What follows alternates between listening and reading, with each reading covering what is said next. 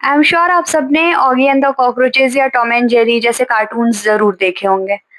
इसके सीन्स थोड़े-से याद करते हैं, जहाँ पे मैंने देखा था एक बार ऑगी एंड द कॉकरोचेस में कि कॉकरोचेस जो होते हैं वो ऑगी को ना फ्राइंग पैन से मारते हैं और वो चाँद पे जाता है, चाँद के चक्कर लगा के चले आता है। ये एक ऐसा काम है ना जो रियल लाइफ में करने में हमें सालों लग जाते हैं, चाँद के चक्कर लगाने में, ये प्लानिंग में, प्रोसेसिंग में ही इतना टाइम लग जाता है। लेकिन ये कार्टून्स में किस तरीके से दिखा देते हैं या टॉम एंड जेरी में हम देखते हैं कि टॉम जेरी को परेशान कर रहा है या जेरी टॉम को परेशान कर रहा है और एक दौड़े-दौड़े गया, दरवाजे से टकराया, एक ने दरवाज़ा बंद किया, दूसरा दरवाजे से टकराया और टकरा के वो दरवाजे के उस पार हो गया और दरवाज़ा उसी के शेप में कट जाता है। उसकी पूरी बॉडी का शेप आ जाता है।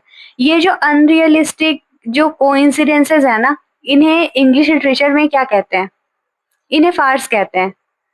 फार्स का मतलब होता है ना कि एक ऐसी सिचुएशन जिसमें पूरे अनरियलिस्टिक कोइंसिडेंसेस हैं, मिसअंडरस्टैंडिंग्स हैं और जिसमें पर्पसफुली कॉमेडी नहीं की जा रही है, बहुत नॉर्मल सीन्स दिखा रहे हैं, लेकिन उसमें बहुत ज़्यादा हँसी आती है और ये सब बहुत ज़्यादा अनरियलिस्टिक होता है। जैसे कि हम टीवी सीरियल्स की अगर बात करें तो इसमें जैसे तारक मेहता का उल्टा चश्मा है, जिसमें नॉर्मल सी कोई बात हो रही है जो हमारे घर में नॉर्मली होगी, बहुत नॉर्मल कन्वर्सेशन होगी, लेकिन उस सीरियल में क्या होता है वो इतना एग्ज़ैजरेटेड फॉर्म में होता है कि हम टीवी के सामने बैठे हैं और एक नॉर्मल सी सीन पे भी हँसी आ रही है। ये चीज़ें फ़ार्स होती हैं। जैसे हाई ट्रेजेडी होती है, वैसे ही ये एक टाइप की हाई कॉमेडी होती है। लेकिन अभी आपके मन में एक क्वेश्चन आ रहा होगा कि इस तरीके के सीन्स तो सारे कार्टून्स में होते हैं और ऐसे कुछ सीन्स तो किसी भी टीवी सीरियल में या किसी भी मूवी में हो सकते हैं, चाहे वो बॉलीवुड की हो या हॉलीवुड की हो, लेकिन ऐसा नहीं है। मतलब डोरेमोन इसका एग्जाम्पल नहीं होगा। क्यों? क्योंकि ये ना एक एजुकेशनल पर्पस के लिए बना है। जैसे डोरेमोन है ना जो वो सिखाता है बच्चों को बहुत सारा कुछ। कई सारे ऐसे कार्टून्स आते हैं, नेशनल टीवी पे भी पहले आते थे।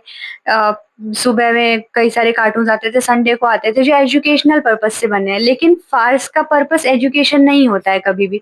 ये बस हाई कॉमेडी का फॉर्म होता है, जिसमें आप हँस-हँस से लोटपोट हो जाएँगे और पूरा भरा होगा ऐसी मिसअंडरस्टैंडिंग से जो कोई टेंशन, स्ट्रेस क्रिएट नहीं कर रही हैं, लेकिन कॉमेडी कर रही हैं।